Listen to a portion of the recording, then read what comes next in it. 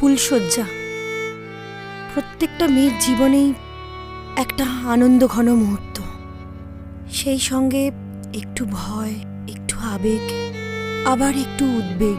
কারণ এই দিনটা থেকেই একটা নতুন জীবনের প্রবেশের প্রস্তুতি তৈরি হয়। তাই অপেক্ষা করছিলাম আমার স্বামী শ্যামের এক নতুন রাধা হয়ে উঠবার। দরজার সামনে ছায়া দেখে ভাবলাম বুঝি শ্যাম এলো, কিন্তু না। কোথায় শ্যাম? অপেক্ষা আর পায়চারি করতে করতে একটা সময় কখন যে চোখে ঘুম চলে এলো বুঝতেই পারিনি আমি।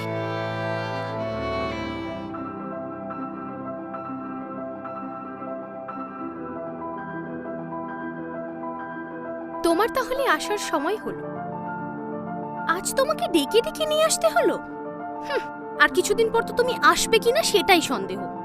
এটা তুমি কি বলছো? তুমি তো সবটাই জানো। বাবা মায়ের জোরাজুরি করাতে বিয়েটা আমি করলাম। আমি কি একটু রাজি ছিলাম বিয়েটার জন্য? কিন্তু তোমার মুখটা দেখে কি সেটা মনে হচ্ছে এখন?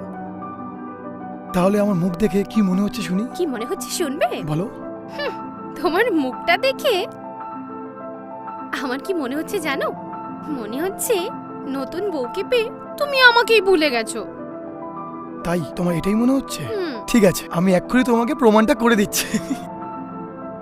হঠাৎ করেই আমার ঘুমটা ভেঙে গেল পাশের ঘরের হাসাহাসির শব্দ। আসো।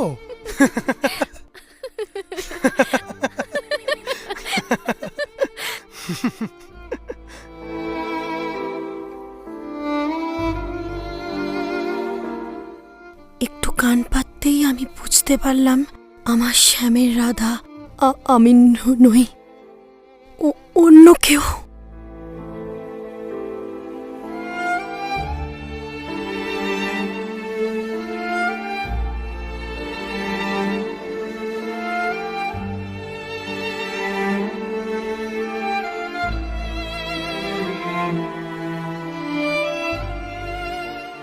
রাগে আমার গা রিরি করে উঠল।